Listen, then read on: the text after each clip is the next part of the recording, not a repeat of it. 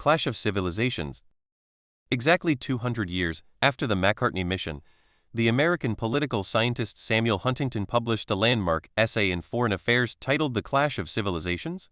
It asserted that the fundamental source of conflict in the post-Cold War world would not be ideological, economic, or political, but instead cultural. The clash of civilizations, Huntington predicted, will dominate global politics. Huntington's thesis provoked a firestorm of criticism. He was writing in an increasingly politically correct culture, one in which most academics were minimizing distinctions among civilizations or cultures from their analyses.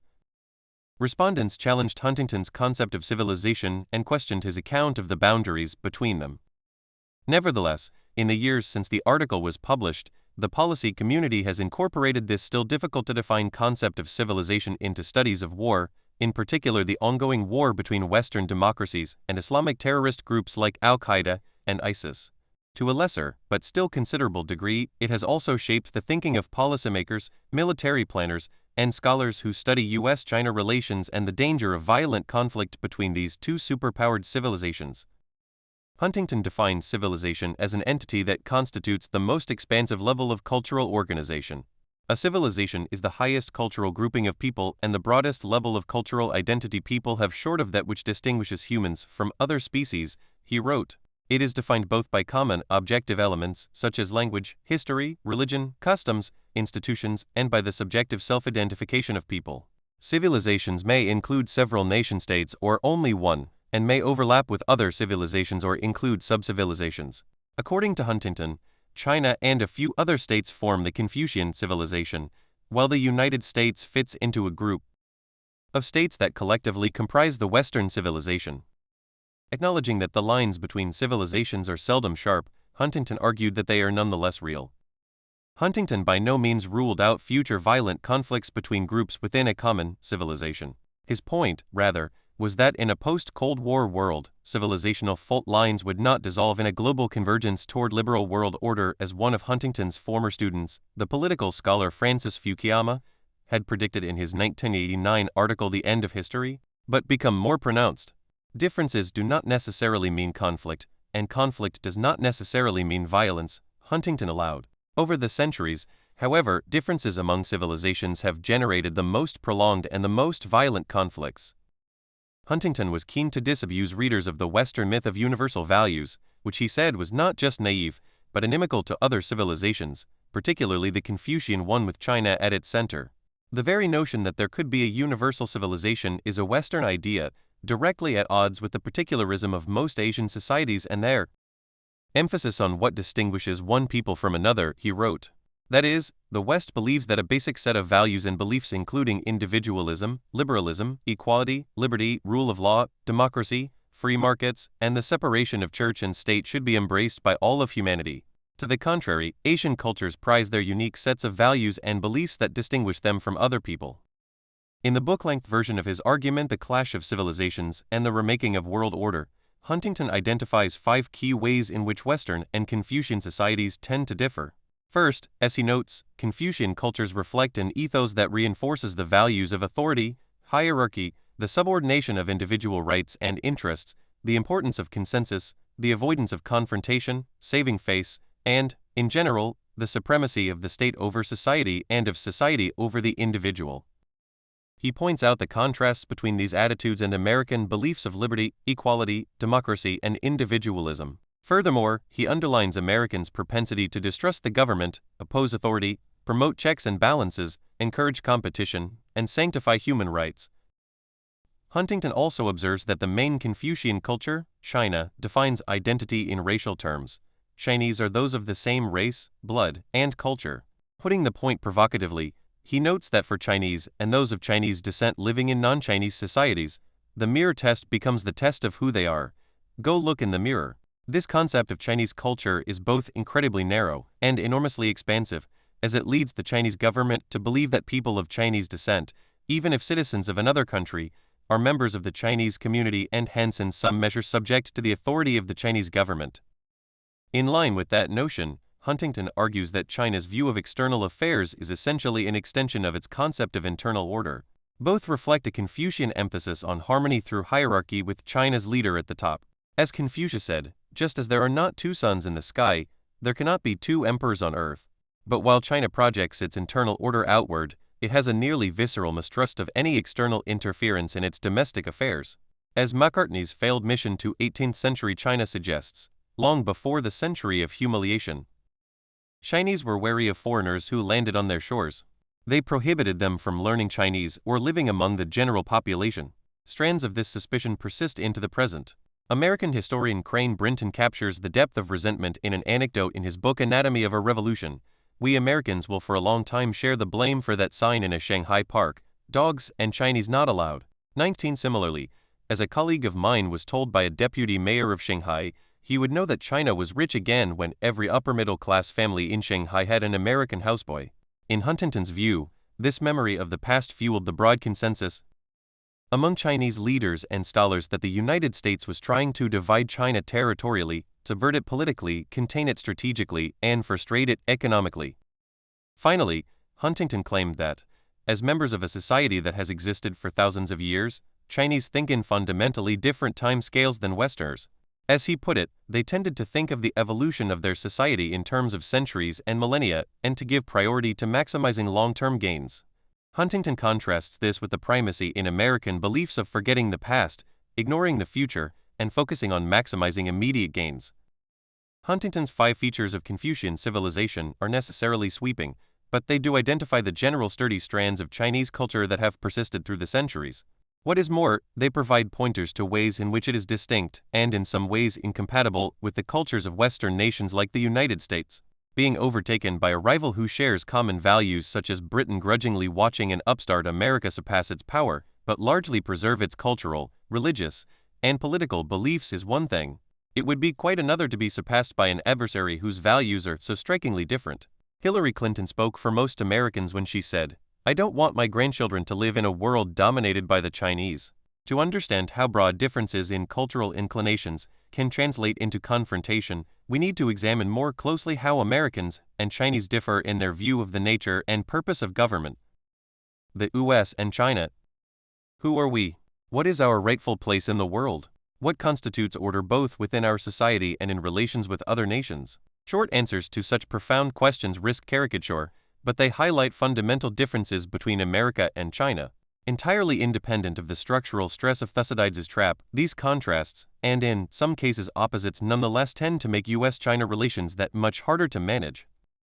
Despite their many differences, the United States and China are alike in at least one respect. Both have extreme superiority complexes. Each sees itself as exceptional, literally without peers. While Muhammad Ali's "I am the greatest" rightly captures American swagger, China's conception of itself as the unique link between humans and the heavens might be even more immodest. The clash of these two number ones will require painful adjustment. Will it be more difficult for the Chinese to rationalize a cosmology in which there are two suns, or for the US to accept that it must live with another, and possibly superior, superpower?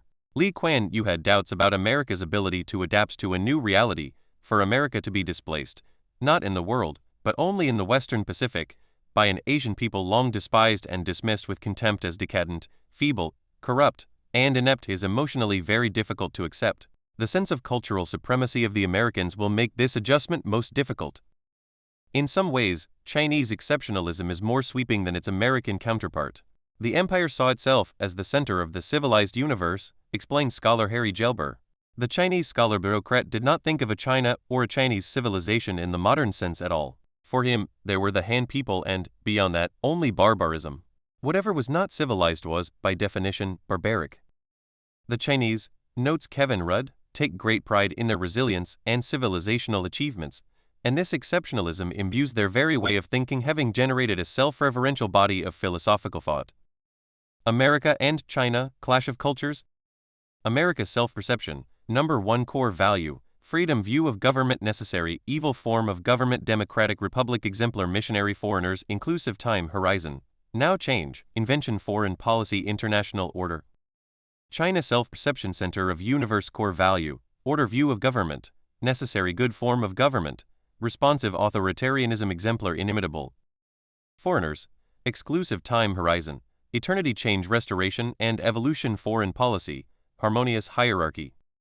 Americans, too, revere their civilizational achievements, especially political ones, with nearly religious fervor. The country's revolutionary history has imparted a passion for freedom unequaled around the globe.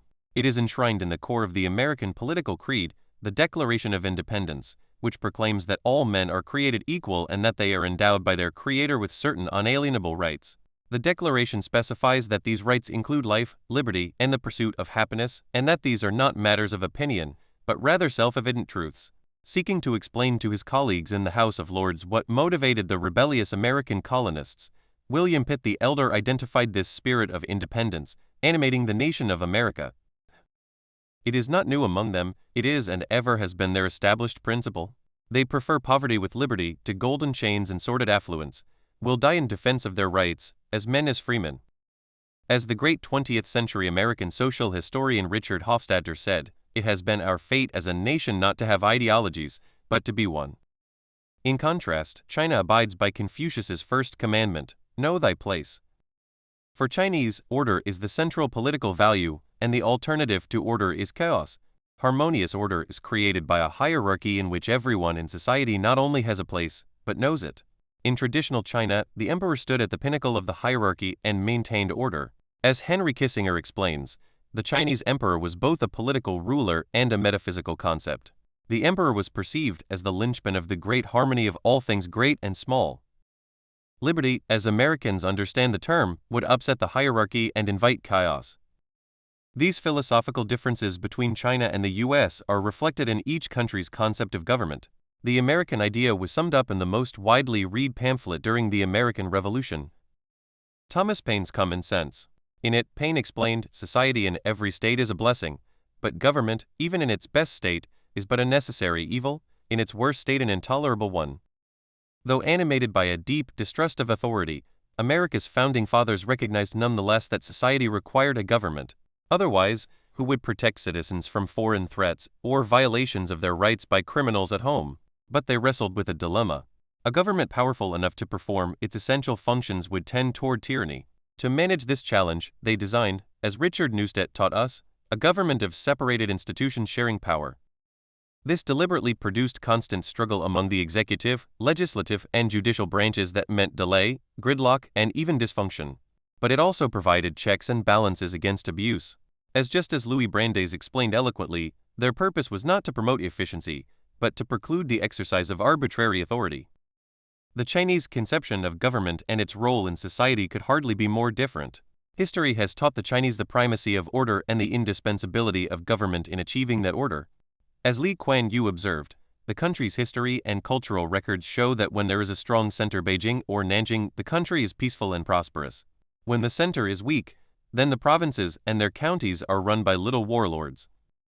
Accordingly, the sort of strong central government that Americans see as a necessary evil is, for their Chinese counterparts, the principal agent advancing order and the public good at home and abroad. For Americans, democracy, government of, by, and for the people is the only legitimate form of government. It is required to protect citizens' rights and allow them to flourish. As Thomas Jefferson put it, the Republican is the only form of government which is not eternally at open or secret war with the rights of mankind. The political legitimacy of any government, Americans believe, can only be derived from the consent of the governed. Most Chinese would disagree. They believe that political legitimacy comes from performance. In his provocative TED talk, A Tale of Two Political Systems, the Shanghai venture capitalist Eric Lai challenges democracy's presumed superiority. He recounts, I was asked once, the party wasn't voted in by election. Where's the source of legitimacy? I said, how about competency? He goes on to remind his audience, we all know the facts. In 1949, when the party took power, China was mired in civil war, dismembered by foreign aggression, average life expectancy, at that time, 41 years old. Today it is the second largest economy in the world, an industrial powerhouse, and its people live in increasing prosperity. In short, performance justifies one-party rule. America's government was conceived as a democratic republic, whereas China's, under the King emperors and Communist Party leaders, might best be characterized as responsive authoritarianism. Competing conceptions of political legitimacy have become a sore point in U.S. China relations. In Kissinger's apt summary, the conviction that American principles are universal has introduced a challenging element into the international system, because it implies that governments not practicing them are less than fully legitimate. He goes on to explain how this tenet, which we take for granted, predictably breeds resentment among nations who are made to feel they live in a benighted political system awaiting redemption by American values. Needless to say, this type of righteousness does not go over well in China. When it comes to promoting their fundamental political values internationally, the U.S. and China have distinctively different approaches.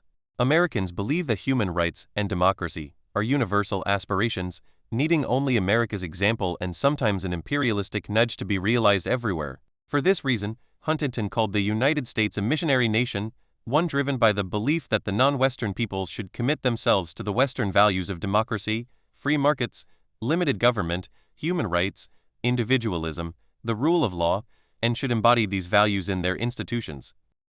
Much like Teddy Roosevelt's belief around the turn of the 20th century that the spread of American power represented the spread of civilization itself, most Americans in the early 21st century believe that democratic rights will benefit anyone, anywhere in the world. Throughout the 20th century, leaders in Washington have translated that belief into a foreign policy that has sought to advance the cause of democracy, even, on occasion, attempting to impose it on those who have failed to embrace it themselves. In contrast, Chinese believe that others can look up to them, admire their virtues, and even attempt to mimic their behavior. But they do not try to convert them to these values. As Kissinger notes, China did not export its ideas, but let others come to seek them. Neighboring peoples, the Chinese believed, benefited from contact with China and civilization so long as they acknowledged the suzerainty of the Chinese government. Those who did not were barbarian. Chinese leaders are also deeply suspicious of American efforts to convert them. As the grandfather of China's economic liberalization, Deng Xiaoping, warned fellow members of China's Communist Party, their talk about human rights, freedom, and democracy is designed only to safeguard the interests of the strong, rich countries, which take advantage of their strength to bully weak countries, and which pursue hegemony and practice power politics. Chinese attitudes toward foreign political systems have a counterpart in Chinese views of foreigners in general. American society is as inclusive as China's is exclusive. As a nation of immigrants, most Americans are proud of the fact that anyone can become an American. As George Washington wrote in 1783, the bosom of America is open to receive not only the opulent and respectable stranger, but the oppressed and persecuted of all nations and religions, whom we shall welcome to a participation of all our rights and privileges, if by decency and propriety of conduct they appear to merit the enjoyment. In contrast, to be Chinese one has to be born Chinese. U.S. labor markets are open, diverse, and flexible. This gives the nation a marked advantage in the global competition for talent. Half of the 87 American startup companies worth more than $1 billion in 2016 were founded by immigrants. American and Chinese time horizons, their sense of past, present, and future are as different as night and day. Americans look forward to celebrating the country's 250th birthday in 2026, while Chinese note proudly that their history spans 5 millennia.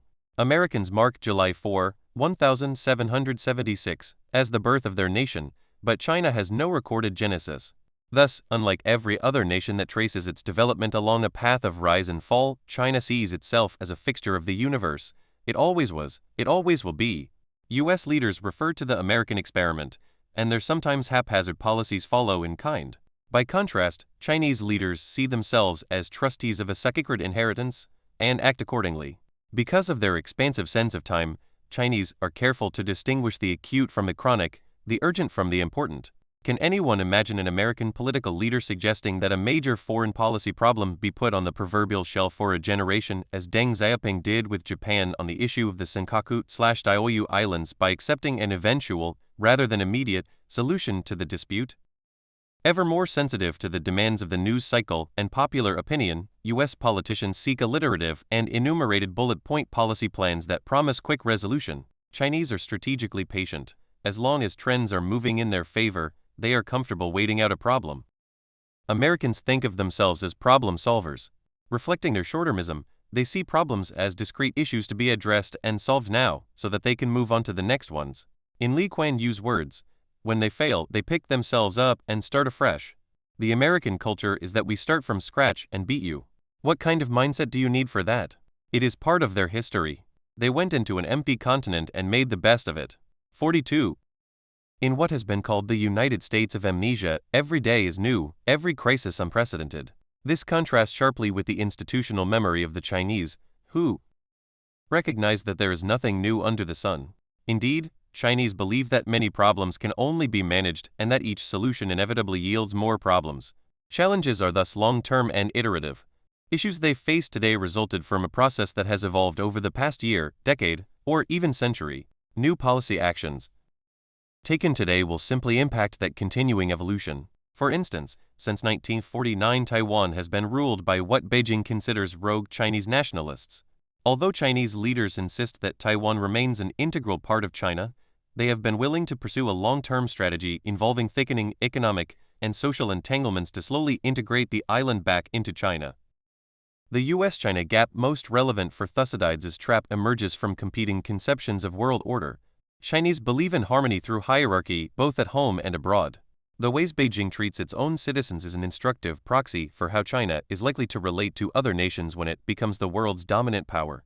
America's democratic ideals carry over only so far into its foreign policy. On the one hand, Americans aspire to an international rule of law that is essentially American domestic rule of law writ large. On the other, they recognize the realities of power in the global Hebesian jungle, where it is better to be the lion than the lamb. Washington often tries to reconcile this tension by depicting a world in which the United States is the benevolent hegemon, acting as lawmaker, policeman, judge, and jury. Americans urge other powers to accept a rule-based international order. But through Chinese eyes, this appears to be an order in which Americans make the rules and others obey the orders. A former chairman of the Joint Chiefs of Staff, Martin Dempsey, became familiar with the predictable resentment this elicited from China. One of the things that fascinated me about the Chinese is whenever I would have a conversation with them about international standards or international rules of behavior, they would inevitably point out that those rules were made when they were absent from the world stage. Dempsey remarked, "They are no longer absent from the world stage, and so those rules need to be renegotiated with them." If Huntington is correct, and I believe he is, that civilizational differences are growing more, not less, significant as sources of conflict, statesmen in China and the United States today should exercise greater modesty about what they can accomplish. Misunderstandings are easy, empathy and consensus elusive. In a globalized world and a time of instant communication and rapid travel that makes the Macartney mission look positively Stone Age, the clash of civilizations could shape not only future diplomacy, but also the course of war. Strategic culture clash. As they shaped American policy toward China, American policymakers, from Henry Kissinger and Brent Scowcroft to President Obama's National Security Advisor Tom Donilon, have noted distinctive traits in how their Chinese counterparts think about the use of military force. In deciding whether, when, and how to attack adversaries, Chinese leaders have for the most part been rational and pragmatic. Thus, the logic of the situation provides the best initial guide for answering questions about when China is likely to be deterred from taking military action against the United States, or how it will respond to a threat or an attack. Beyond that, however, policymakers and analysts have identified 5 presumptions and predilections that provide further clues to China's likely strategic behavior in confrontations. First, in both war and peace, Chinese strategy is unabashedly realpolitik, unencumbered by any serious requirement to rationalize behavior in terms of international law or religious norms. This allows the Chinese government to be ruthlessly flexible, since it feels few constraints from prior rationales and is largely immune to critics who point out its inconsistencies. So, for example, when Henry Kissinger arrived in China, he found interlocutors unblinkered by ideology and brutally candid about China's national interests. Whereas in 1973 Nixon and Kissinger felt it necessary to frame their compromise to end the Vietnam War as peace with honor and to assure a decent interval to dampen American domestic political reactions, Mao felt no need to pretend that in establishing relations with capitalist America to strengthen communist China's position vis-à-vis the Soviet Union, he was somehow bolstering a larger socialist international movement. While its practical approach to international politics arguably gives it an edge over the United States, so too does China's obsessively holistic strategic worldview. Chinese planners see everything as connected to everything else. In the tradition of Sun Tzu, the evolving context in which a strategic situation occurs is critical, because it determines the she of that situation. She has no direct Western translation, but is most closely described as the potential energy or momentum inherent in any situation at a given moment. It comprises geography and terrain, weather, balance of forces, surprise, morale, and many other elements. Each factor influences the other, Kissinger explains, giving rise to subtle shifts in momentum and relative advantage. Thus, a skilled strategist spends most of his time patiently observing and cultivating changes in the strategic landscape and moves only when they are in optimal alignment. Then, with his potential that of a fully drawn crossbow in Sun Tzu's words, he strikes swiftly, with precise timing, surging downhill with a momentum that appears unstoppable, breaking his opponent like a grindstone against eggs. To an observer, the result appears inevitable. As sinologist François Julien writes, if a master strategist's action is taken at the ideal moment, it is not even detectable.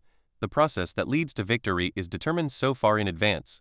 46 Or, like setting a stone in motion on a steep slope, says Sun Tzu, the force applied is minute, but the results are enormous.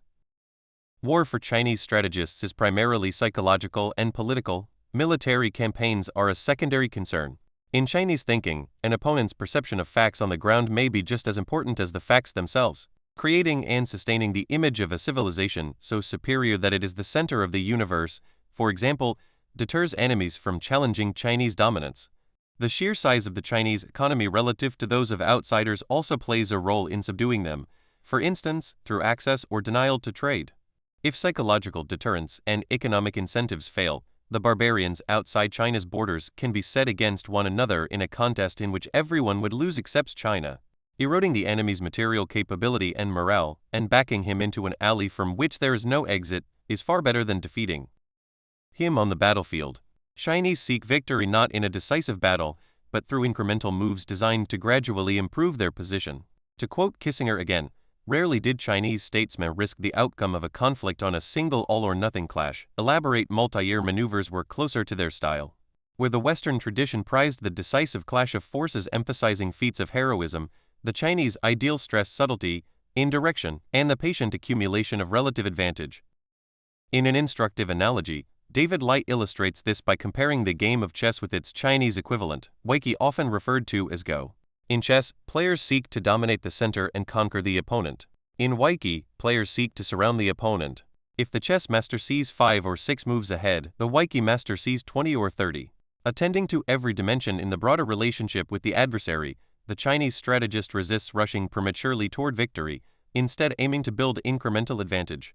In the Western tradition, there is a heavy emphasis on the use of force. The art of war is largely limited to the battlefields, and the way to fight is force on force, Lai explains. By contrast, the philosophy behind Go is to compete for relative gain rather than seeking complete annihilation of the opponent forces. In a wise reminder, Lai warns that it is dangerous to play Go with the chess mindset. One can become overly aggressive so that he will stretch his force thin and expose his vulnerable parts in the battlefields. Current American debate about what is called gray zone conflict, or, in Russia, hybrid warfare proceeds in apparent ignorance of centuries over which China has perfected many more than 50 shades of warfare in which the actual use of combat forces is the last resort. As Sun Tzu explains in The Art of War, the highest victory is to defeat the enemy without ever fighting. China's history of domestic political upheaval and struggle between competing kingdoms has led its strategists to favor means other than fighting. Recognizing these strategic predispositions, of course, is but a first step. In order to avoid a war with China, or navigate a conflict once it has begun, U.S. leaders would also need to consider how the different strategic worldviews in Washington and Beijing might bring them to blows, and how that difference might shape a clash as it unfolds. Both capitals agree that today the greatest point of tension lies in the South China Sea. To understand how strategic misalignment could lead to tragic outcomes there, we must fully recognize China's perspective on this region. China sees. As a consequence of its ongoing restoration of power and influence in East Asia, from China's perspective, the U.S. position in the Western Pacific is waning. Chinese actions in the region have endeavored to hasten this retreat, most visibly in the South China Sea. For decades, Americans have been missing the big picture in East Asia, not least because of the difficulty in seeing ourselves as others see us, to paraphrase Robert Burns. Every president since Nixon has believed that the United States was welcoming China into the international economic and political order. But as Kissinger says plainly, every Chinese leader he has met believes that America's strategy is to contain China. If anything, China's highly pragmatic reading of American intentions was only reinforced by the Obama administration's highly publicized pivot away from Europe and the Middle East to Asia. As then Secretary of State Hillary Clinton described this shift in 2011, Our post-World War Roman II commitment to building a comprehensive and lasting transatlantic network of institutions and relationships has paid off many times over and continues to do so. The time has come for the United States to make similar investments as a Pacific power. The effect of this announcement on China was predictable given its leader's realpolitik mindset, and was also impossible to miss during diplomatic encounters in the years that followed. In 2014, Kevin Rudd and Brent Scowcroft each came back from separate, extensive conversations in China with identical views of what they called the striking, and indeed alarming, consensus in the Chinese leadership. According to both statesmen, China's leaders believe that America's grand strategy for dealing with China involves 5 T's: to isolate China, to contain China, to diminish China, to internally divide China, and to sabotage China's leadership. As Rudd explained, these convictions derive from a Chinese conclusion that the U.S. has not, and never will, accept the fundamental political legitimacy of the Chinese administration because it is not a liberal democracy. Moreover, according to Rudd, this is based on a deeply held, deeply realist Chinese conclusion that the U.S. will never willingly concede its status as the preeminent regional and global power, and will do everything within its power to retain that position. From a Chinese perspective, the U.S. campaign against China in the South China Sea, including its encouragement of the Philippines in 2013 to take its cause to the Permanent Court of Arbitration in The Hague, its recruitment of a chorus condemning China when it dismissed the court's finding that favored the Philippines, and its conduct of highly publicized freedom of navigation operations in the area provides more than enough evidence for its views.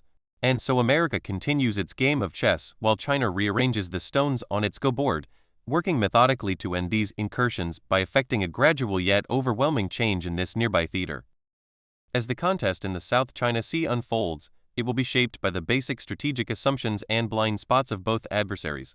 In our attempt to assess the course it will take, therefore, and in particular whether or when China might use lethal military force to advance its interests, what clues can we draw from Chinese civilization, culture, and strategic traditions? First, it seems clear that China will bring a long-term perspective to the standoff with the United States in the South China Sea, understanding it as part of a historical evolution, and expecting that the future will be shaped by the realities of geography, economics, and attention span. So the Chinese will be patient in the long game with the U.S., a contest in which they steadily accrue advantages, confident that they will outlast the Americans in the region, while the U.S. may at times be fixated by events in the South China Sea or East China Sea. Chinese will expect Americans to eventually pivot back to ongoing wars in the Middle East or Russian threats to Europe, or its problems at home. It is also safe to assume that the Chinese government will be ruthlessly realistic in assessing the military correlation of forces between China and the U.S., and thus in forecasting the outcome of any potential military encounter. Because it will take at least another decade or more for China's military capabilities to match those of the U.S., even in arenas closest to China, Beijing will be cautious and prudent about any lethal use of force against the U.S. Instead, by gradually changing facts on the ground and in the waters throughout the South China Sea and adapting to resistance it encounters, as in the game of Weiqi, the Chinese will win by the accumulation of overwhelming advantages. Furthermore, China will be strategic with Chinese characteristics, treating military force as a subordinate instrument in the orchestration of its foreign policy, which seeks not victory in battle, but the achievement of national objectives. It will bolster diplomatic and economic connections with its neighbors, deepening their dependency on China, and use economic leverage to encourage or coerce cooperation on other issues. In doing so, it hopes to increase influence on its periphery while also undermining the relationships between its neighbors and the United States. It may even attempt to use barbarians against barbarians to prevent a balancing coalition from forming against China, for instance, by playing Japan against South Korea or Russia against the U.S. In time, Beijing will achieve such a preponderance of power that others in the region will simply accept its dominance not just as inevitable but also as irresistible. Although it will treat warfare as a last resort, should China conclude that long-term trend lines are no longer moving in its favor and that it is losing bargaining power, it could initiate a limited military conflict to teach an adversary a lesson. As political scientist Taylor Fravel has shown in a study of its 23 territorial disputes since 1949, China employed force in only 3 of them. As these cases suggest, China becomes more likely to resort to force if it believes an adversary is shifting the balance of forces against it at a time of domestic unrest.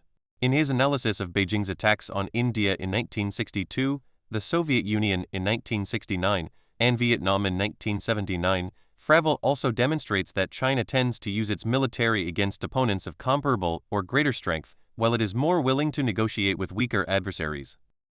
In sum, as long as developments in the South China Sea are generally moving in China's favor, it appears unlikely to use military force.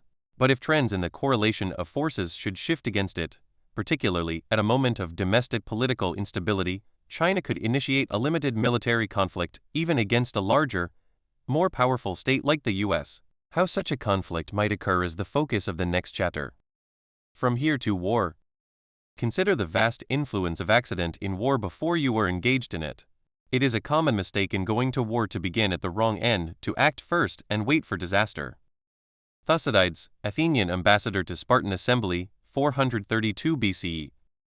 Never, never, never believe any war will be smooth and easy, or that anyone who embarks on the strange voyage can measure the tides and hurricanes he will encounter. The statesman who yields to war fever must realize that once the signal is given, he is no longer the master of policy, but the slave of unforeseeable and uncontrollable events. Winston Churchill. War is the province of chance. In no other sphere of human activity must such a margin be left for this intruder. It increases the uncertainty of every circumstance and deranges the course of events. Karl von Clausewitz. Would a Chinese leader barely in control of his own country after a long civil war dare to attack a superpower that had crushed Japan and ended World War II 5 years earlier by dropping atomic bombs? As American troops pushed North Korean forces toward the Chinese border in 1950, General Douglas MacArthur could not imagine so. But Mao did. MacArthur was dumbstruck. Chinese forces rapidly beat American troops back to the line that had divided North and South Korea when the war began. That 38th parallel continues to mark the border between the two Koreas today.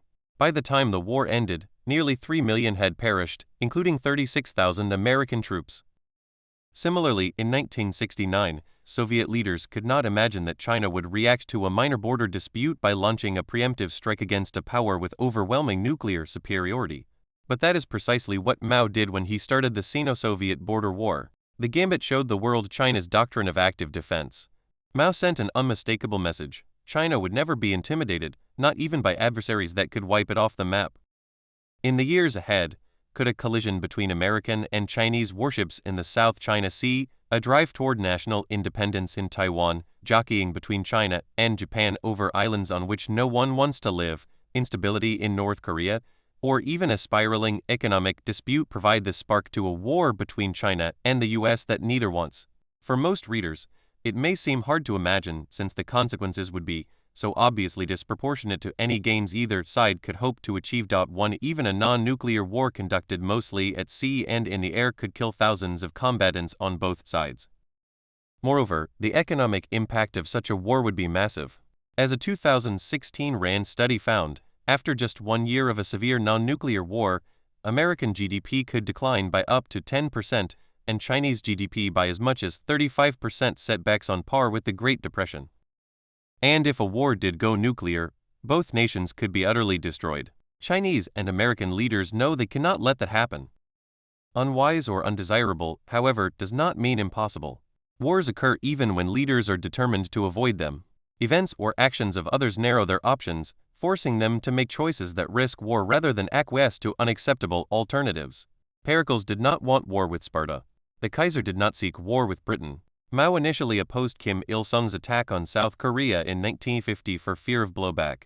But events often require leaders to choose between bad and worse risks.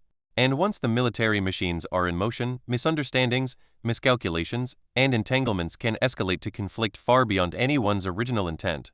To better understand these dangers, Washington and Beijing have developed scenarios, simulations, and war games. These often begin with an unexpected incident or accident. Individuals assigned to play the hand of China or the U.S. take it from there. Participants in these exercises are repeatedly surprised to find how often and easily small sparks lead to large wars.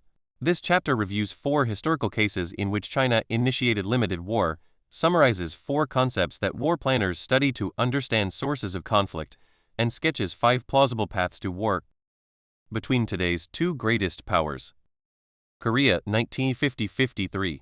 On June 25, 1950, Kim Il-sung, the grandfather of current North Korean leader Kim Jong-un, launched a surprise invasion of South Korea.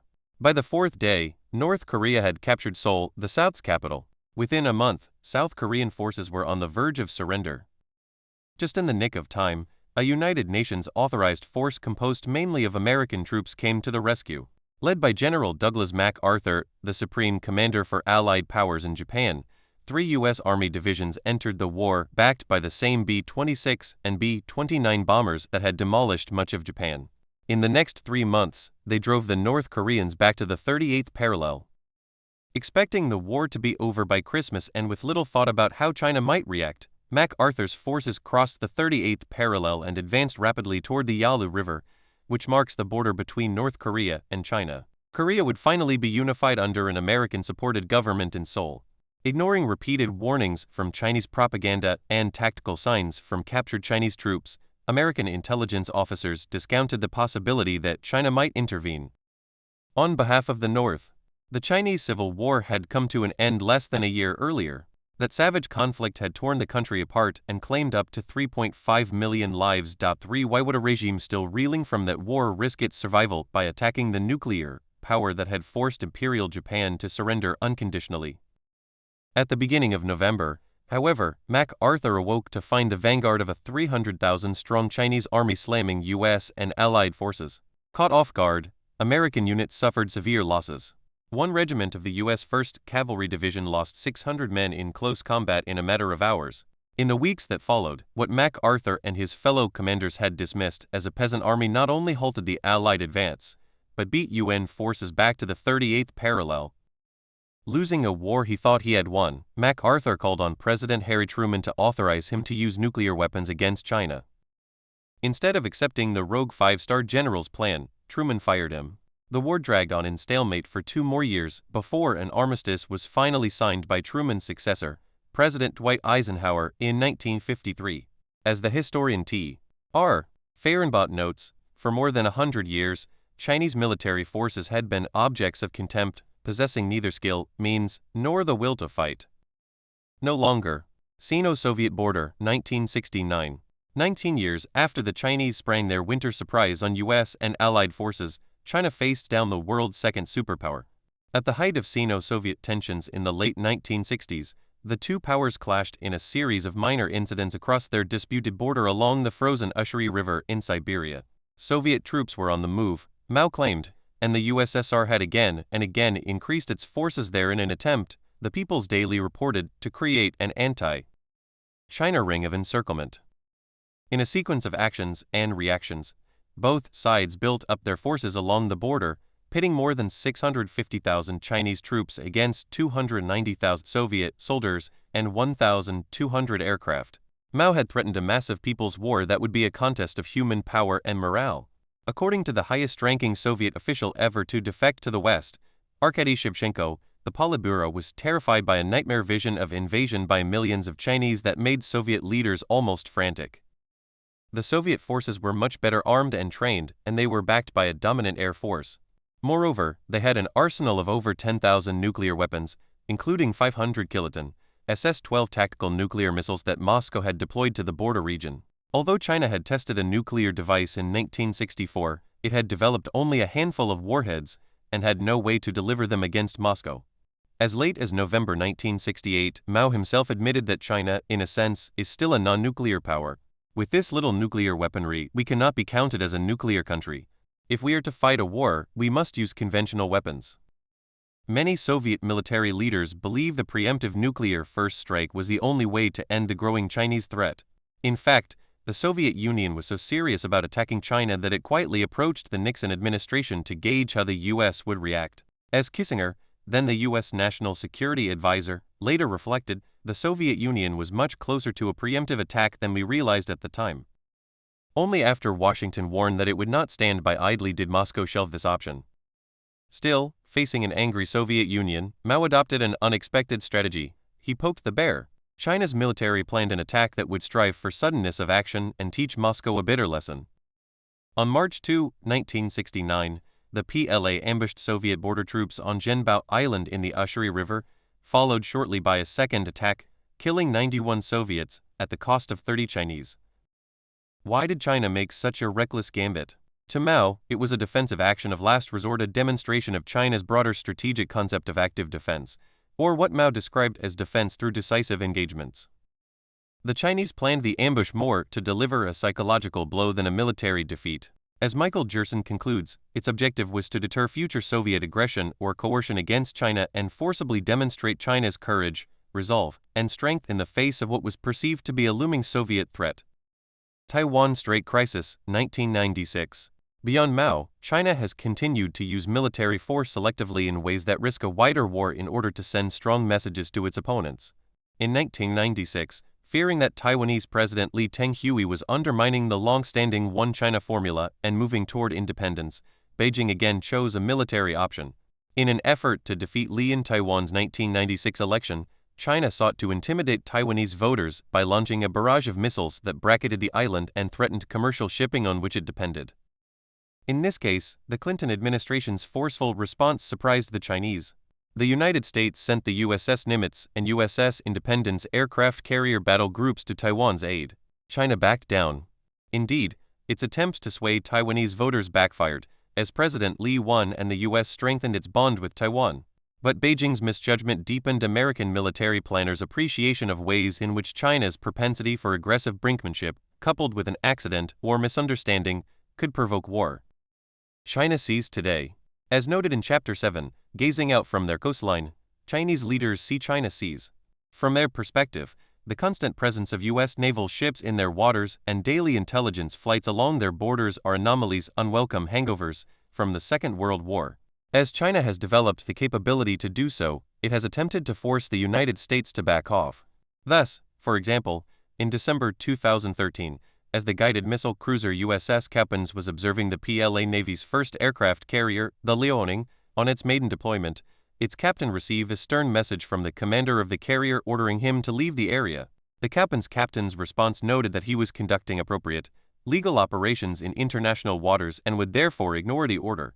Minutes later, a PLA Navy ship cut across the captain's path, leaving its captain only two options: ram the ship or take evasive action that would avoid collision, but appear to the Chinese as backing down. He chose the latter. The captain's incident was one of scores in recent years in which PLA Navy vessels and aircraft have engaged in deliberate provocations, risking accidental collisions and testing American officers' limits. The U.S. Navy, for its part, has instructed its ships to avoid confrontation and de-escalate when faced with these tactics. It has not always been successful, however. In April 2001, a U.S. surveillance aircraft flying near Hainan Island collided with a Chinese fighter jet that was harassing it to demonstrate Beijing's opposition to these intelligence-gathering flights. The Chinese pilot was killed, while the U.S. pilots were forced to make a crash landing in Chinese territory, sparking the first international crisis of the George W. Bush administration. The American crew, who were detained by the Chinese after their emergency landing, were freed after 10 days. But the Chinese held the plane for longer, allowing them an opportunity to extract its top-secret surveillance technology. Since that incident, the PLA has been altering the landscape and balance of forces in its adjacent waters. By building islands, deploying missile batteries, and constructing airfields across the South China Sea, it is creating new facts on the ground to pose greater threats to U.S. forces in these critical sea lanes. Together, these four cases suggest that when considering when and how China may use military force, it is not sufficient to ask what we would do in its shoes. For Chinese leaders, military force is an instrument in an orchestra of engagement, one they may use preemptively to surprise a stronger opponent who would not have done likewise. Sparks, background conditions, accelerants, and escalation ladders. In war scenarios, analysts use basic concepts familiar from the U.S. Forest Service. Arsonists cause only a small fraction of fires. Discarded cigarettes, smoldering campfires, industrial accidents, and bolts of lightning are much more common sources. Fortunately, in the forest as well as in relations among nations, most sparks do not ignite a blaze. Background conditions often determine which sparks become fires. While Smokey the Bear's warning that only you can prevent forest fires warns campers and hikers about sparks, the Forest Service also posts additional warnings after long dry spells or periods of extreme heat, occasionally closing higher-risk areas. Moreover, it regulates the storage of flammable chemicals, propane tanks, and gas depots, becoming increasingly stringent as conditions worsen. In relations between China and the United States today, relevant background conditions stretch from geography, culture, and history to lessons each government has drawn from recent instances of military engagement. Unlike Germany and Britain, the U.S. and China are on opposite sides of the globe. Noting that fact, Chinese strategists sometimes remind Americans wryly that there is currently little chance of an accidental collision between U.S. and Chinese ships in the Caribbean. If the U.S. Navy would follow their example in the East and South China Seas and stay in its own hemisphere, they say, there would be no risk of colliding with Chinese ships. Furthermore, what Pentagon planners call the tyranny of distance raises questions about America's ability to sustain a campaign against China in those bodies of water. The most pertinent background conditions, however, are the Thucydidean syndromes of rising and ruling powers that China and the United States display in full. Indeed, these features are more acute in light of China's century of humiliation, particularly the smoldering anger over atrocities it suffered at the hands of Japanese invaders and occupiers. Disputes between Japan and China over islands in the East China Sea thus present special risks. If the government of Prime Minister Shinzo Abe or his successor succeeds in revising Japan's pacifist constitution and strengthening its military capabilities, including amphibious landings to seize disputed islands, China will do more than take note. History, Kissinger observed in his first book, is the memory of states. This memory bears heavily on future national decisions. Both the American and Chinese militaries acknowledge that the U.S. has lost, or at least failed to win, 4 of the 5 major wars it has entered since World War II. Korea was at best a draw, Vietnam a loss, and Iraq and Afghanistan unlikely to turn out well. Only President George H.W. Bush's war in 1991 to force Saddam Hussein's Iraq to retreat from Kuwait counts as a clear win.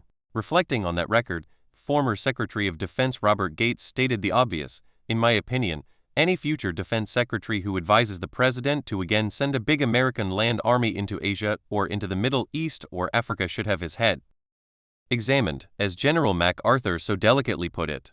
In recent decades, Americans and the policymakers sending American troops to war have also displayed an ever lower tolerance for losing American lives in combat. The impact of this casualty aversion is severe. Military planners now rule out entire categories of operations because of their risk to soldiers, while politicians speak less and less of victory and more of protecting troops. Chinese leaders know this and have factored it into their planning. In offline conversations, some have been known to quip that they have several million surplus single males ready to die for their country. Like gasoline to a match, accelerants can turn an accidental collision or third-party provocation into war. One cluster of accelerants is captured by what Clausewitz called the fog of war, extending Thucydides' insight about war as an affair of chances. In On War, Clausewitz observes that war is the realm of uncertainty. 3/4 of the factors on which action in war is based are wrapped in a fog of greater or lesser uncertainty. This profound uncertainty can lead a commander or policymaker to act aggressively when a fuller set of facts would advise caution, and vice versa. In 1964, 2 days after North Vietnamese ships attacked the intelligence-gathering destroyer USS Maddox in the Gulf of Tonkin, U.S. intelligence reported a second attack on the ship. Provoked by this North Vietnamese audacity, Secretary of Defense Robert McNamara led the campaign that persuaded Congress to pass the Gulf of Tonkin Resolution, essentially declaring war on North Vietnam. Only decades later did McNamara learn that the report about the attack was incorrect. As McNamara wrote, ultimately, President Johnson authorized bombing in response to what he thought had been a second attack that hadn't occurred. A false alarm played a key role in putting the United States on the path to failure in Vietnam. The advent of disruptive weapons that promise shock and awe makes the fog and uncertainty even worse. With attacks on command and control systems, including the satellites that have become essential for targeting data and communications, enemies can paralyze a nation's military command. In the 1991 Desert Storm War with Saddam Hussein, U.S. forces demonstrated version 1.0 of this option. They destroyed Saddam's intelligence and cut the communication links between him and Iraqi commanders in the field. Isolated, his forces hunkered down, making U.S. aircraft attacks on them, as some pilots noted, like shooting fish in a barrel. Anti-satellite weapons are one accelerant that military planners expect to play a big role in any U.S. China conflict. Long a subject of science fiction, such weapons are today a fact of life. In 2007, China successfully destroyed a weather satellite, and it regularly tests its anti-satellite capabilities in less dramatic fashion. Satellites provide a crucial link in almost every U.S. military endeavor, from warning of opponents' ballistic missile launches and providing imagery and weather forecasts to planning operations. Global positioning satellites put the precision in almost all the military's precision-guided munitions and allow ships, planes, and ground units to know where they are on the battlefield. The U.S. depends on this technology more than any of its competitors. Without it, the commander-in-chief cannot relay orders to platoons on the ground, vessels at sea, and everyone in between. Anti-satellite weapons run the gamut from kinetic ones that physically destroy their targets, littering space with orbital debris, to quieter systems that use lasers to jam or dazzle satellites, rendering them inoperable. Cyberspace provides even more opportunities for disruptive technological transformations that could provide a decisive advantage on the one hand, but might also risk uncontrolled escalation on the other. The details of offensive cyber weapons remain heavily classified and are constantly evolving, but the public has seen glimpses of them in some cases, such as America's cyber attack against Iran's nuclear program. America's primary cyberspace organizations, the National Security Agency and the U.S. Cyber Command, as well as their Chinese counterparts, can now use cyber weapons to silently shut down military networks and critical civilian infrastructure like power grids. Moreover, by employing proxies and assembling an international web of compromised computers, they can disguise the origins of a cyber operation, slowing the victim's ability to identify the attacker. Like anti-satellite weapons, cyber weapons could create a decisive advantage in battle by disrupting the command and control and targeting information on which modern militaries depend and do so without bloodshed. This presents a dangerous paradox. The very action that attackers believe will tamp down conflict can appear reckless and provocative to the victims. Even if the physical battlefield remained restricted to the South China Sea, cyber capabilities allow each combatant to reach into the other's vulnerable infrastructure, for example, by closing down electrical grids, hospitals, or parts of the financial system. Similarly, cyber attacks that disrupted communication would intensify the fog of war, creating confusion that multiplies the chances of miscalculation. While both the US and China now have nuclear arsenals that could survive the other's first strike and still allow for retaliation, neither can be sure its cyber arsenals could withstand a serious cyber assault. For example, a large-scale Chinese cyber attack against the U.S. military's networks could temporarily cripple Washington's ability to respond with its own cyber attacks, or even to operate some of its critical command and control and surveillance systems. This creates a dangerous use-it-or-lose-it dynamic, in which each side has an incentive to attack key links in the other's computer networks before they themselves are disabled.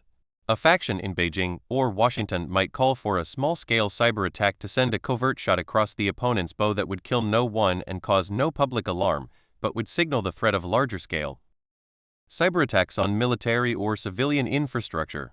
But if the opponent did not interpret the action that way, rapid tit-for-tat escalation in the cyber domain could ensue. With both sides conscious of the use-or-lose mindset and each fearful of its own vulnerabilities, either might misinterpret an attack underway or retaliate disproportionately while its own cyber weapons were still intact. An array of dangerous accelerants in cyberspace might inadvertently bring the United States and China into conflict.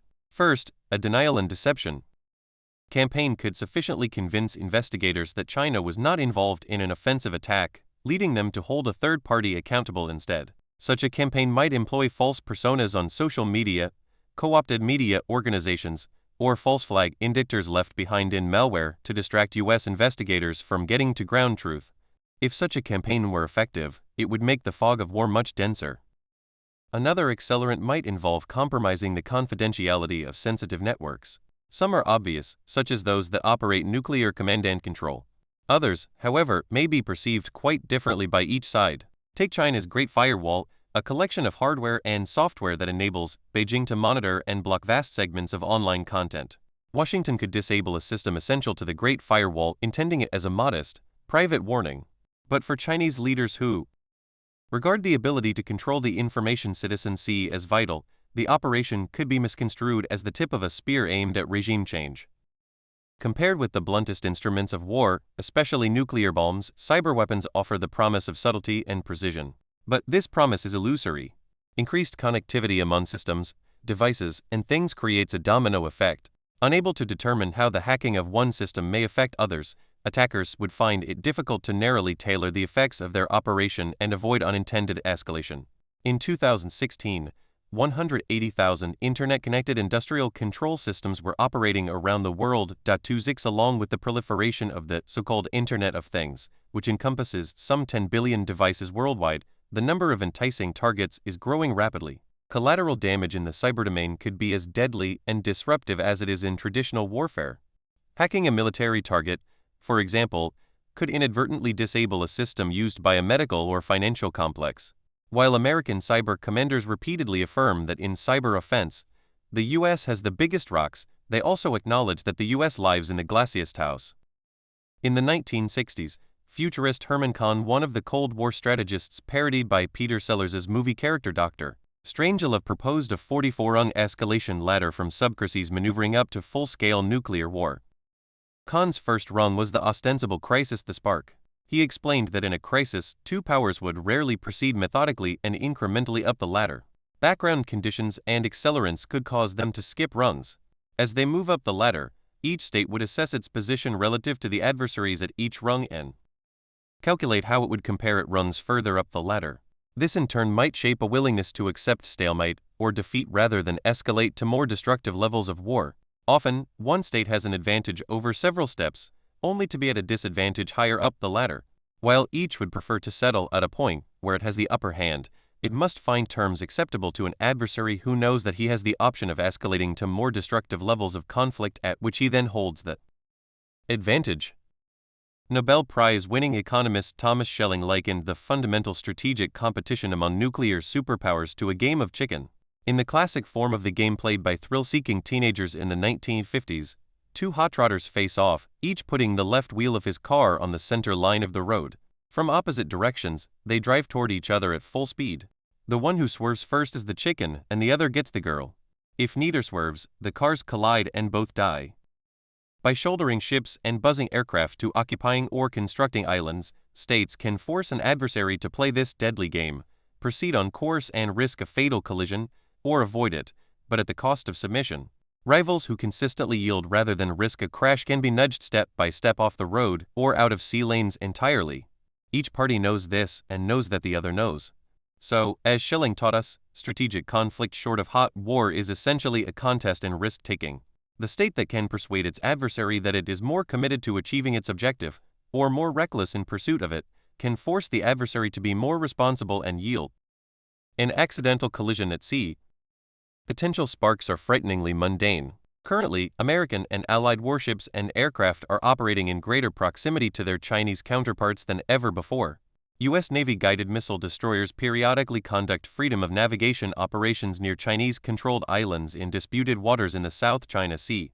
Suppose that during routine operations an American destroyer passes near Mischief Reef, one of China's constructed islands on which it has built runways for aircraft and installed air and missile defenses.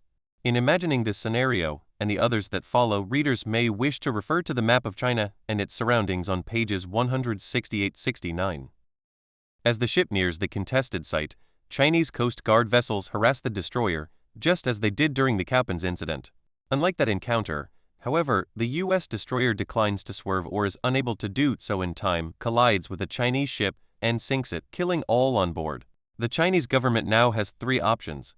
The dovish course would be to avoid escalation by allowing the American destroyer to leave the area and to protest its actions through diplomatic channels.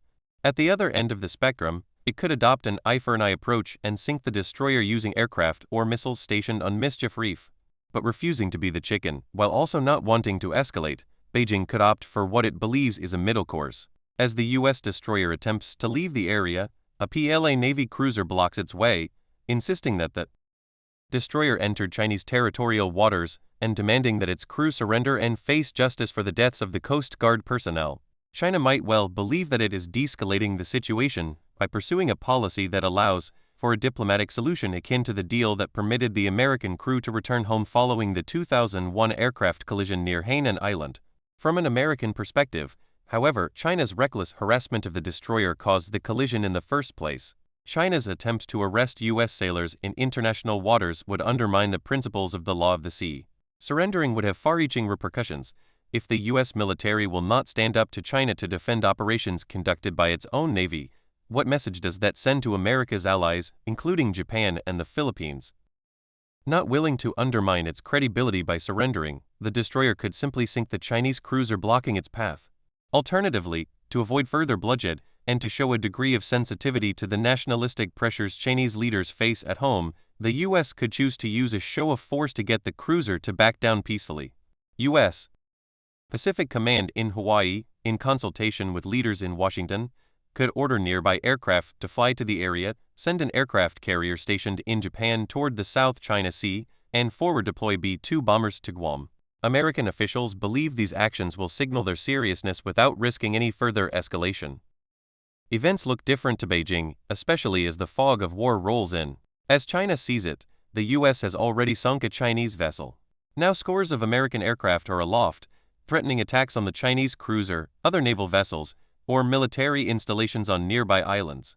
Mindful of their public's outcry, Chinese leaders are especially conscious that any further bloodshed inflicted by the United States would force them to retaliate aggressively. But events are running beyond Beijing's control. As U.S. fighter jets rush to the scene to assist the stranded destroyer, a Chinese anti-aircraft battery panics and fires on the oncoming aircraft. The U.S. aircraft take desperate evasive action, and the destroyer begins firing on Chinese anti-aircraft sites on the island. Under attack, the local Chinese commander bombards the destroyer with anti-ship missiles on the island. The missiles hit their intended target, killing hundreds of sailors and sinking the ship. Those who escape are now stranded in small lifeboats. Chinese leaders are desperate to avoid a full-scale war with the United States, but also cannot admit their chain of command broke down. They claim their actions were a proportionate and defensive response because the American destroyer, responsible for the sinking of a Chinese Coast Guard vessel, was the aggressor. U.S. officials are stunned that China has sunk a $3 billion destroyer and killed hundreds of American sailors. Though wary of going to war with China, those in the White House Situation Room cannot back down. Video of the ship's wreckage and stranded U.S. sailors on cable news and social media has made that impossible. Many in Congress are calling on the administration to authorize war plans based on the doctrine formerly named Air-Sea Battle, which calls for massive airstrikes against missile and radar systems on the Chinese mainland. Realizing that attacks on China's mainland would trigger war, the president authorizes Pacific Command to instead destroy China's military bases on disputed islands in the South China Sea. The president reasons that this is a proportionate response, since these islands were directly responsible for the sinking of the destroyer. Furthermore, eliminating these military bases will allow U.S. ships to rescue the sailors stranded nearby. Most important, such an action would target only China's artificial islands, leaving its mainland untouched. President Xi Jinping and other Chinese officials do not make this distinction. For years they have told the public that China has undisputed sovereignty over these islands. For them, they are an integral part of China proper, and America has just attacked them. Americans who scoff should recall that the Japanese attack on Pearl Harbor struck neither the mainland nor even a U.S. state, yet still rallied a nation to war. Many in China are demanding that Xi order the PLA to destroy U.S. military bases in Guam, Japan, and elsewhere in the Pacific. Some want China to attack the United States itself. No one is calling for China to exercise restraint, as millions of its citizens' social media postings are reminding the government, after its century of humiliation at the hands of sovereign powers, the ruling Communist Party has promised, never again. Still, President Xi clings to the hope that war can be avoided, an impossibility if China begins attacking U.S. military bases in Guam or Japan, killing soldiers and civilians and triggering retaliatory attacks on the Chinese mainland. Seeking a proportionate response to the U.S. attack on China's island bases, Xi instead approves an alternative plan proposed by the head of the PLA's new strategic support force, using laser, electronic, and kinetic weapons to destroy or disable all U.S. military satellites in orbit above the crisis area, and cyber attacks to cripple American command and control systems throughout the Asia-Pacific region. The goal is to de-escalate. Xi hopes that the U.S. will be shocked into backing down. But from the American perspective, these blinding attacks are indistinguishable from the first stage of a coordinated attack on the U.S. aircraft carrier and its strike group sailing from Japan, an event for which the PLA has spent decades developing its carrier-killer anti-ship ballistic missiles. The 90,000-ton carrier, a floating city of 5,500 sailors which the U.S. describes as sovereign American territory, is simply too big to lose. The president is not willing to take the risk. On the advice of the Joint Chiefs of Staff, the president reluctantly approves the only plan ready on short notice that has a chance of saving the carrier, a war plan based on air-sea battle. Using those assets still operational after the Chinese attack, the U.S. military begins destroying China's kill chains, which are the various satellite and surveillance systems that allow Beijing to accurately target American carriers with its anti-ship missiles. It also launches massive cruise missile and stealth bomber attacks on PLA missile sites and air bases on the Chinese mainland, which could at any moment be used to sink American vessels anywhere within the first island chain. The attacks provoke exactly what they intended to avoid. Its mainland now under attack, and the targeting systems needed to operate China's anti-ship weapons about to be lost. China must use them or lose them.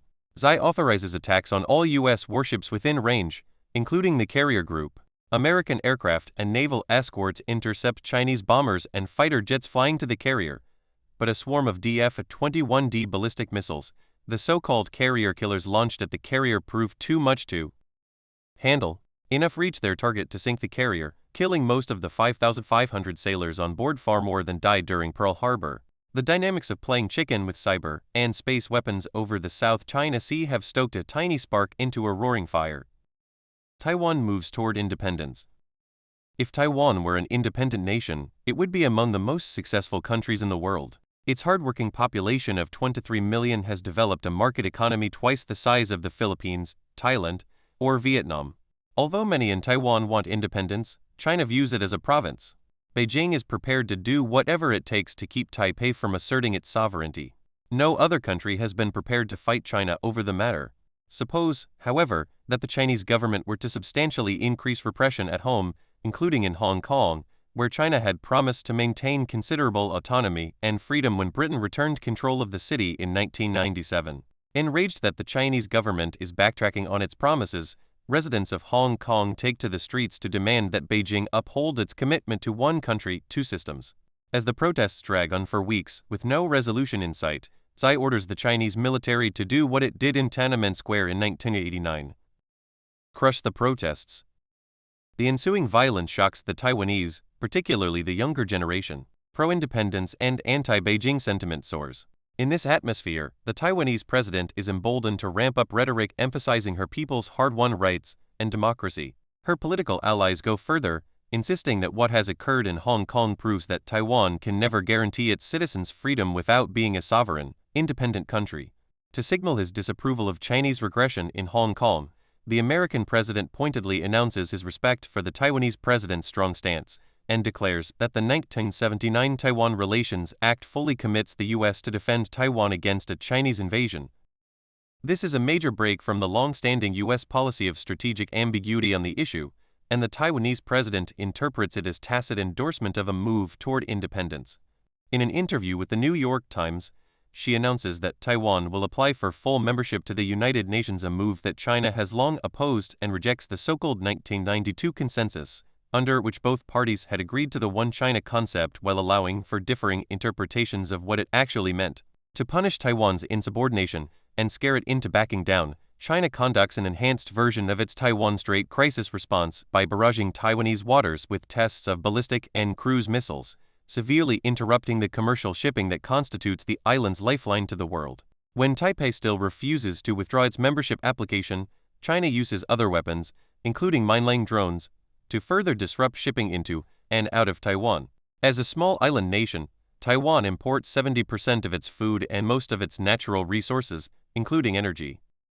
A sustained blockade would cause its economy to grind to a halt and produce large-scale food shortages. Despite opposition to Taiwan's application to join the United Nations, the U.S. administration feels obliged to prevent its strangulation. Many pro-Taiwan members of the U.S. Congress are demanding that the White House send aircraft carriers to Taiwan's aid, just as Bill Clinton did during the 1995-96 crisis.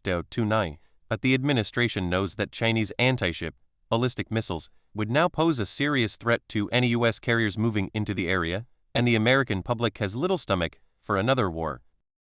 Instead, U.S. Pacific Command offers to escort commercial shipping through the affected seas, a gesture of support, but not of willingness to fight. Readers will recall how this symbolic maneuver backfired for Athens when it sent a minimum deterrent to support Corsair. The escort campaign puts U.S. warships at risk of being sunk by the Chinese missile barrage, either deliberately or accidentally, an event that could instantly kill more than 1,000 Americans and spark calls for retaliation. In this scenario, a Chinese anti-ship missile ostensibly fired as part of ongoing test barrages sinks the USS John P. Murtha, an amphibious transport dock ship acting as an escort to civilian shipping. All of the nearly 800 sailors and Marines aboard are killed, more than the U.S. lost in the first year of the Iraq War. China insists that the sinking was accidental. The Murtha merely got in the way of a missile fired at a random patch of ocean. But in Washington, the Secretary of Defense and the Chairman of the Joint Chiefs urged the President not to be deceived by this explanation, but instead to authorize Pacific Command to execute its air-sea battle plan to strike PLA anti-ship missile launch sites on the mainland. In this or related cases, America's recent history of military intervention and combat casualties would play an outsized role in shaping Washington's response. Mindful of the quagmires in which his predecessors found themselves in Iraq and Afghanistan, a president might well tip the scales against war. Sensitive to a resurgence of populist, isolationist sentiment, he might be averse to honoring the nation's commitments to Taiwan. Even so, the death of 800 sailors and Marines in one traumatic incident would likely shock Americans into demanding retribution.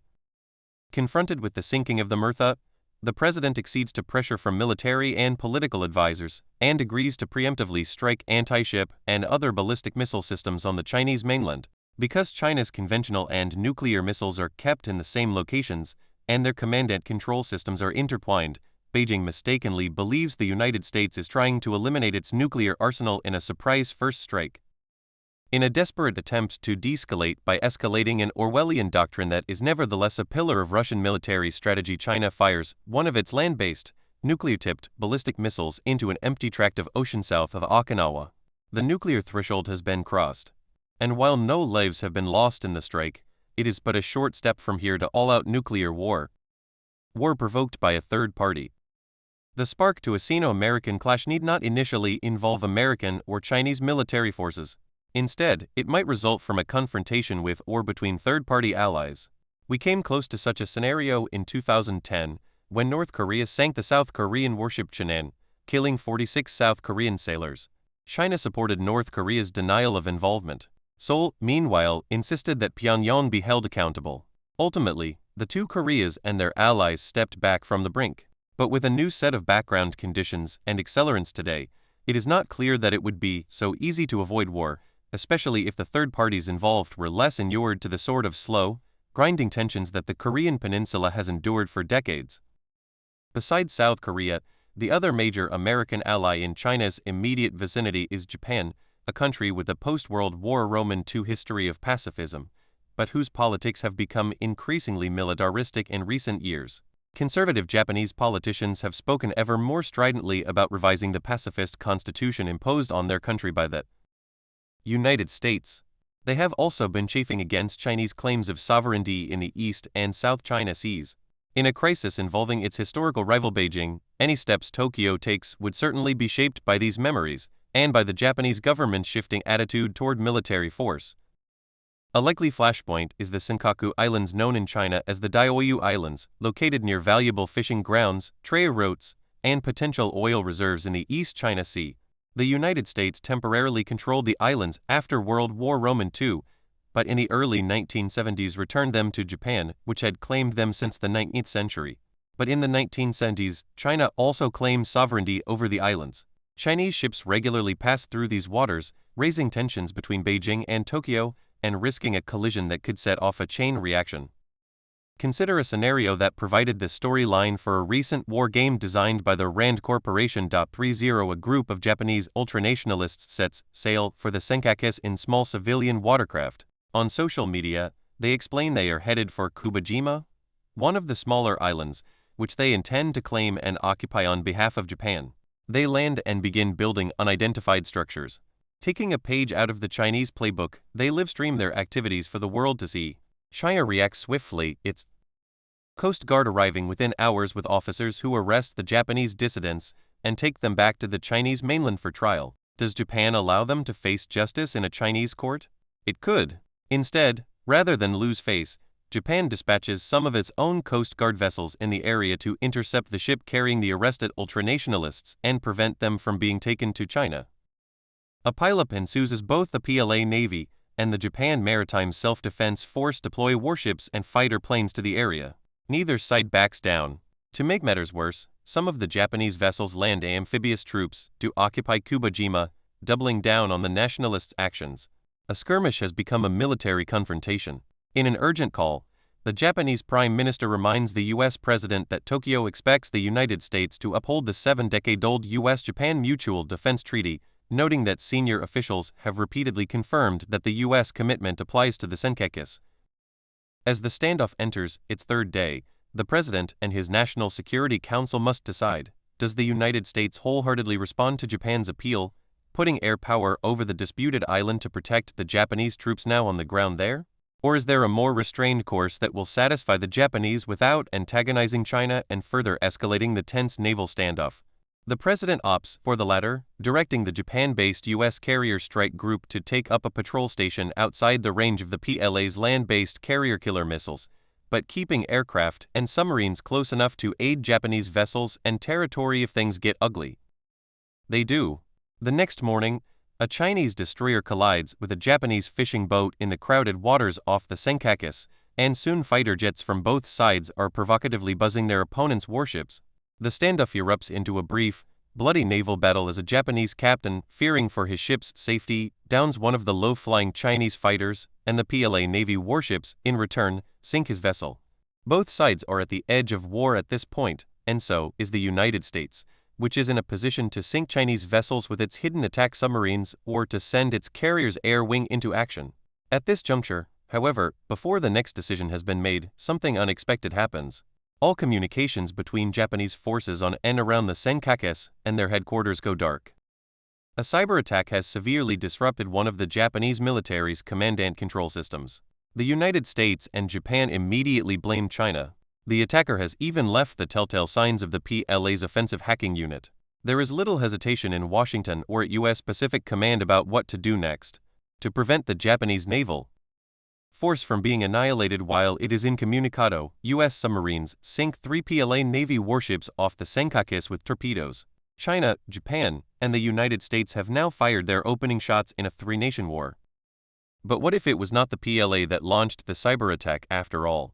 What if it was a carefully timed false flag operation by Russia, seeking to draw the United States and China into a conflict in order to distract Washington from its wrestling match with Russia over Ukraine? By the time intelligence agencies around the world learn the truth, it will be too late. Moscow has played its hand brilliantly. From the Senkakus, the war zone spreads as China attacks more Japanese vessels elsewhere in the East China Sea. Tokyo is desperate for the United States to commit its carrier strike group to the fight.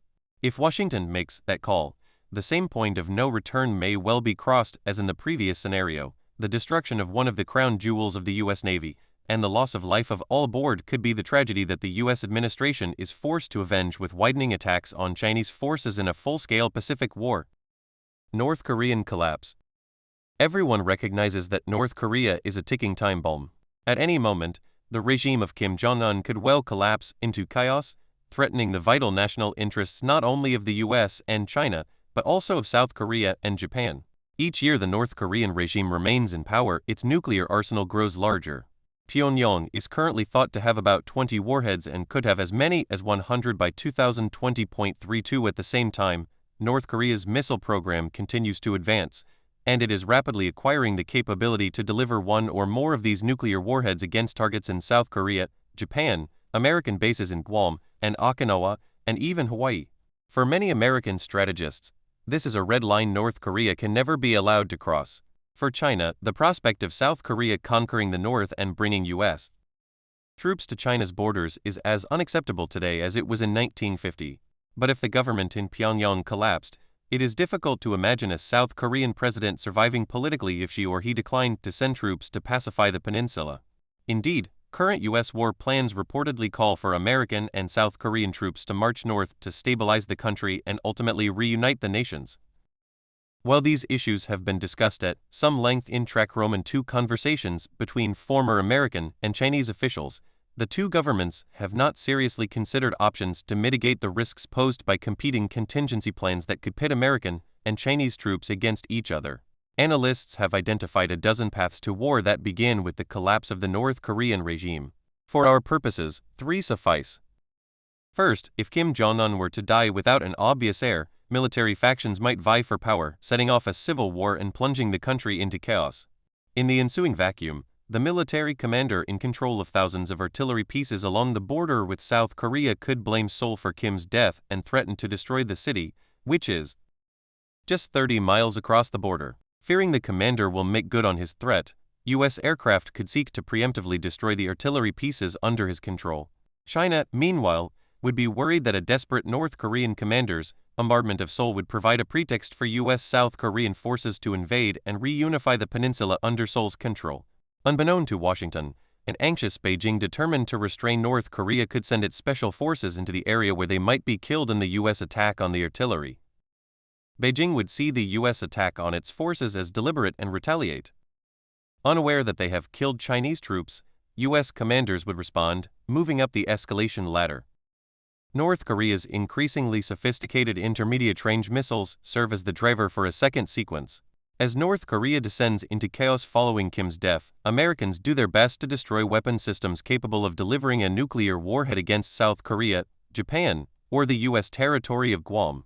The U.S. Joint Special Operations Command has a long-standing mission to secure loose nukes and has trained to enter the North to take control of its nuclear weapons facilities before rogue commanders could pirate these weapons to international arms bazaars. But since the sites where these weapons are held are thought to be near China's borders, it is very likely that if and when U.S. troops arrive, they will find Chinese special forces already there. As General Raymond Thomas, the former head of Joint Special Operations Command, has warned, trying to secure North Korea's nuclear weapons would result in a vertical track meet between Chinese and U.S. South Korean forces. Each nation's special operations forces, unaware of the other's presence, could find themselves in a firefight that results in scores of deaths. Despite the fact that this outcome was accidental, each could see the engagement as an intentional ambush by the other to which it felt obliged to retaliate. Third, fearing instability on its border, China could send large numbers of troops into North Korea to stabilize the area and establish a buffer state between it and America's military ally in South Korea. Under strong pressure from its population to liberate those who have lived under the most brutal regime on earth, the South Korean government could also send troops marching north. Because American troops and aircraft stationed in South Korea are integrated with South Korean troops in operational military plans, American and Chinese troops would then engage each other directly, as they did in 1950. The reader need not be reminded how that turned out. From economic conflict to military war. Could a trade conflict escalate into a hot war that ends with nuclear weapons exploding on the territory of the adversary? Unlikely but not impossible. Remember Pearl Harbor. Imagine an American administration that comes into office determined to reverse the tide that has allowed China's economy to become larger than its own. The new president's economic team presents him an analysis that identifies a clear culprit: Chinese cheating on trade agreements, currency, intellectual property, industrial subsidies, and artificially cheap exports. To begin leveling the playing field, the president orders his Treasury Secretary to label China a currency manipulator, which requires Washington to initiate talks with China. As negotiations open, the president tweets that the bilateral trade deficit has grown by more than 250% since China first joined the WTO in 2001 and stands at more than $345 billion today. At a press conference later that day, he releases a report from his Council of Economic Advisors that finds that over the past 15 years, aided and abetted by concessions China won when joining the WTO, Beijing has run a $3.86 trillion trade surplus with the U.S. It is time not only for change, but for payback, he says, demanding that China pledge to eliminate the surplus within 2 years. As the talks between Treasury officials break down, the Secretary of State reminds his Chinese counterpart that the Trade Act of 1930 allows the president to impose sanctions of up to 50% on selected imports from countries that discriminate against the U.S. China responds to this threat by agreeing to stop intervening in currency markets. But since the Chinese government has been buying renminbi, the withdrawal of its support causes the currency's value to decline sharply, further disadvantaging the sale of American goods in China.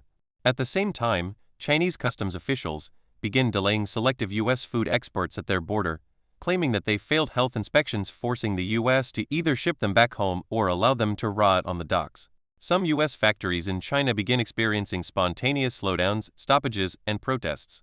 Beijing also begins selling some of the more than $1 trillion in U.S. treasuries it holds, causing turbulence in bond markets and a rise in interest rates. Global markets react as investors begin selling U.S. stocks. Major indexes fall dramatically and bond market volatility soars.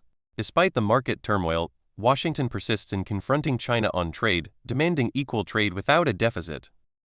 To bolster its case, the White House publishes two reports that the press calls economic bombshells. The first, from the Director of National Intelligence, details China's strategy for dominating the semiconductor industry by a combination of purchases of American and international companies, licensing their technologies, investing in Silicon Valley startups, and establishing market relationships with key buyers. In each of these areas, China has found ways around the Committee on Foreign Investment in the United States, a secret multi-agency panel that seeks to protect U.S. national security from foreign economic intervention. The second is a Treasury Department report on China's massive cyber-economic theft. Based on U.S. intelligence data, the report assesses the value of the intellectual property stolen at $1.23 trillion. The president demands compensation in full. He announces that until payment is received, he is imposing tariffs on Chinese companies that have been exploiting stolen intellectual property, including telecommunications company Huawei and appliance manufacturer Midea. China retaliates with its own tariffs on equivalent American products. As they move up this escalation ladder, U.S. financial markets suffer a series of cyber glitches similar to the 2010 flash crash when high-frequency traders caused the stock market to lose $1 trillion in a half hour, although it quickly recovered. 35 Unlike that singular incident, such flash crashes happen repeatedly over the course of a week, and though each time the markets bounce back, they do not recover their losses. In investigating the cause, the FBI discovers that malicious software has been inserted in critical financial systems. While the digital signatures point to China, agents cannot dismiss the possibility of a false flag. Investigators conclude that if the malware is activated, the damage will be not just a temporary denial of service, but also the loss of transaction records and financial accounts. The Secretary of the Treasury advises the president that even rumors about the malware could raise questions about the integrity of the entire American financial system and cause panic. For the president, this conjures up memories of 2008, when the U.S. government bailed out the financial industry because it feared that the failure of one major bank could have a knock-on effect that collapsed the entire system. While the White House is deliberating, foreign hackers activate malware inside the networks of the three largest U.S. banks. The news is devastating. Account information for hundreds of thousands of customers is permanently erased. Going online to check their balance, they discover that their account has disappeared, leaving them, in effect, bankrupt. Their stories light up social media and TV broadcasts. Fearing they could be next, millions of Americans attempt to withdraw their life savings from banks and mutual funds. This paralyzes even the financial institutions that have not been attacked. The president and his advisors begin to think in apocalyptic terms, some recalling former Federal Reserve Chairman Ben Bernanke's warning in 2008 that unless decisive action is taken immediately, we may not have an economy on Monday.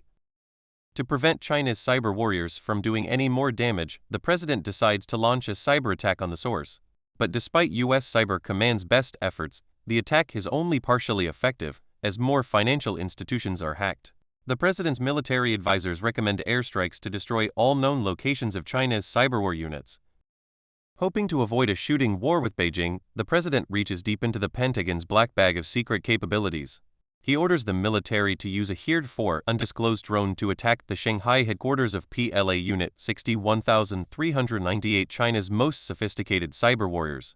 Beyond stealthy, the drone uses adaptive camouflage that its designers liken to Harry Potter's invisibility cloak, allowing it to blend into its surroundings. By using this option, the U.S. seeks to create plausible deniability. This hope proves misguided. The Chinese have penetrated the U.S. military's computer networks so thoroughly that not only do they know about the invisible drones, they also know they are forward deployed at Kadena Air Base in Japan.